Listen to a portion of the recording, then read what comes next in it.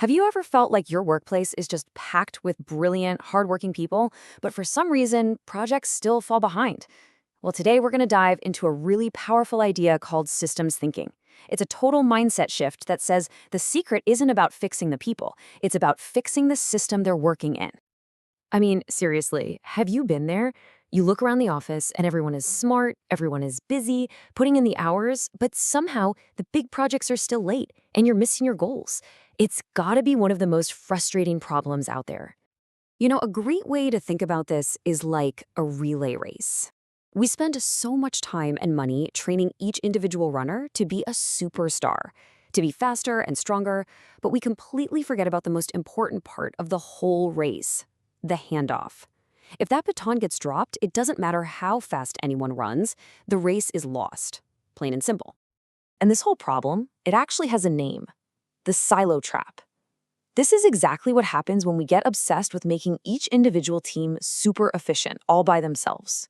We think we're making things better, but what we're really doing is creating bottlenecks and delays somewhere else down the line.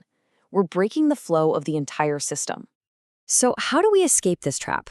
Well, the answer is in a completely different way of looking at things. We have to start thinking in systems.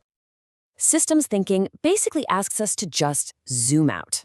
Instead of putting every little piece under a microscope, we need to look at the entire landscape. We have to focus on the whole value stream.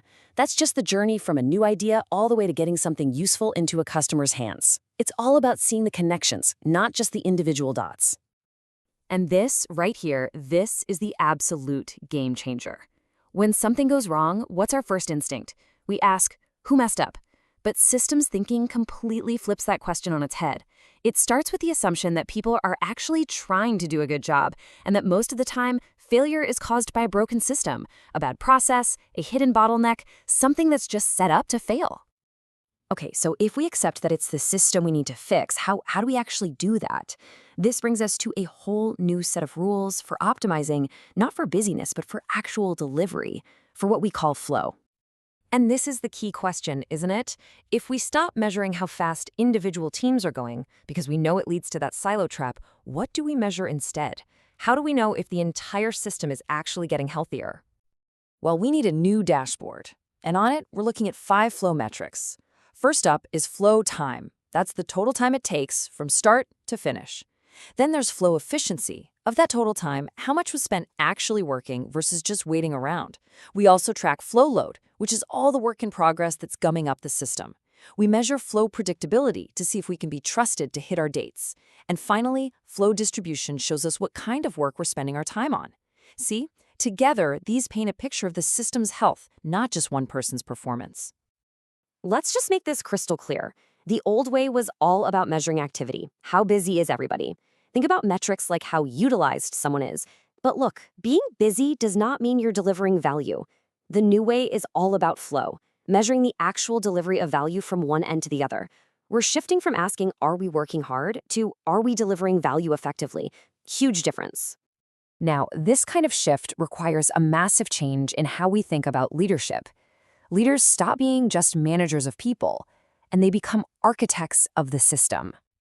This new role really comes down to one incredibly powerful question. Instead of asking who's underperforming, a leader's job is to constantly ask, what in our system, our processes, our tools, what is getting in the way and preventing our talented people from being successful? That one little switch changes everything from blame to empowerment. So, in this new world, a leader's job is really 3 things. First, you have to consciously design the system of work.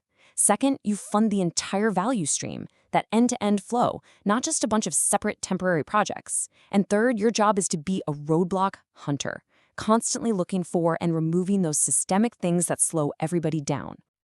This all sounds great in theory, right? But what does it actually look like when you do it?